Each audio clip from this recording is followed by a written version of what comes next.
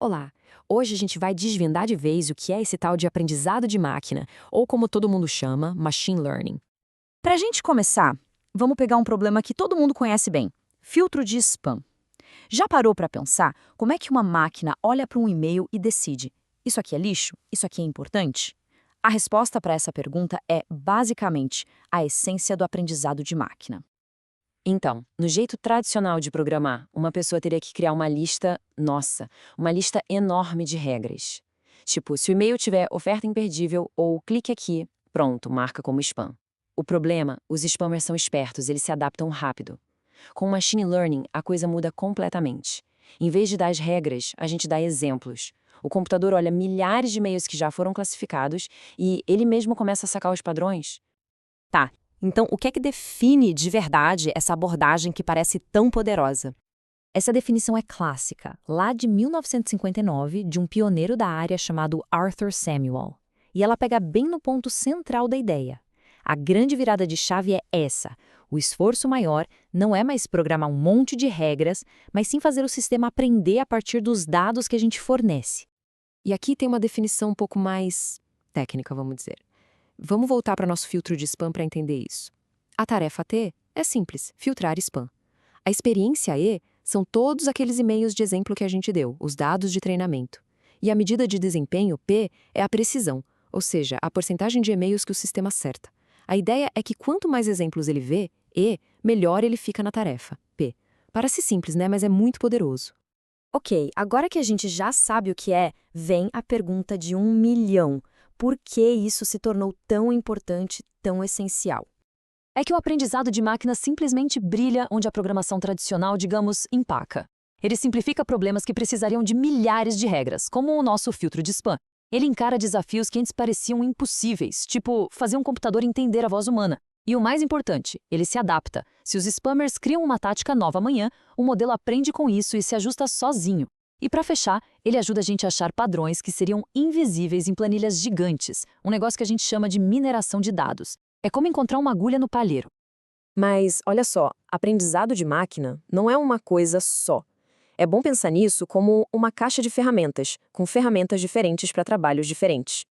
Basicamente, existem três tipos principais. O supervisionado é como estudar para uma prova tendo gabarito. A gente dá a pergunta e a resposta. O sistema aprende com exemplos que já vêm com a etiqueta certa, tipo spam ou não spam. Já o não supervisionado é como chegar numa festa e tentar descobrir quais são as panelinhas sem conhecer ninguém. O algoritmo recebe os dados crus, sem rótulo, e tem que achar os padrões sozinho. Sabe quando um serviço de streaming te recomenda algo porque junta pessoas com gostos parecidos? É isso. E por último, o aprendizado por reforço. Esse funciona na base da recompensa, igual adestrar um pet. O sistema tenta algo, se acerta, ganha um ponto. Se erra, não ganha. E assim ele vai aprendendo por tentativa e erro. Mas claro, não é mágica. Construir um bom sistema de aprendizado de máquina significa passar por cima de uns desafios bem grandes. De maneira bem geral, os problemas se dividem em duas categorias enormes. Metade das vezes, a culpa é dos dados que a gente usa. A outra metade, o problema está no algoritmo em si, ou seja, no jeito que a máquina está tentando aprender. A qualidade do sistema de machine learning depende totalmente da qualidade dos dados. É aquele ditado famoso: se entra lixo, sai lixo. Se tivermos poucos dados, o modelo não tem de onde aprender. Se os dados não refletem o mundo real, ele vai aprender a coisa errada. E se os dados estiverem cheios de erros ou informação que não serve para nada, o resultado, bom, também não vai servir para nada. Agora, vamos para outra metade da história. Mesmo com dados perfeitos, o algoritmo pode sim aprender a lição errada. E aqui estão os dois maiores perigos. O overfitting, ou sobreajuste, acontece quando o modelo é tão complexo que ele não aprende, ele decora os exemplos, incluindo até os erros.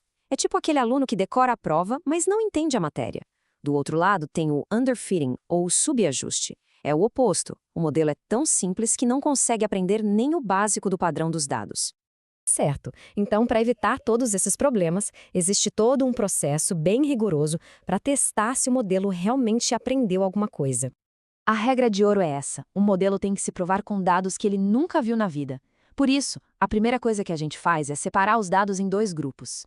A maior parte vai ser usada para treinar o modelo, mas uma parte menor fica guardada, trancada a 7 chaves. Esse é o conjunto de teste. É a prova final.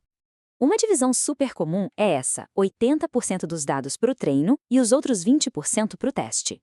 Essa separação é crucial. Ela garante que a avaliação do modelo seja justa e que a gente tenha uma boa ideia de como ele vai se sair lá no mundo real. E é aqui que a gente pega o aluno decorador no pulo. Lembra do overfitting? Se o modelo acerta quase tudo nos dados de treino, mas erra um monte nos dados de teste, é o sinal de alerta. Ele não aprendeu de verdade, ele só memorizou as respostas da lista de exercícios. E aí, claro, não sabe resolver problemas novos. Então, vamos amarrar tudo isso. O aprendizado de máquina é uma verdadeira mudança de paradigma. Ele permite que os computadores aprendam com os dados para resolver problemas super complexos e que mudam o tempo todo, de um jeito que a programação tradicional simplesmente não consegue. Resumindo, a chave é que o aprendizado de máquina acha padrões nos dados. Mas como a gente viu, para ter sucesso, duas coisas são fundamentais: dados de altíssima qualidade e uma validação muito rigorosa. Sem isso, o risco de criar modelos que não funcionam no mundo real é enorme. A regra é sempre testar o modelo em dados que ele nunca viu antes. E tudo isso leva a gente a uma reflexão final, muito importante. Agora que as máquinas são capazes de aprender, talvez a pergunta mais importante não seja mais como elas aprendem, mas sim o que a gente deveria ensinar para elas a seguir.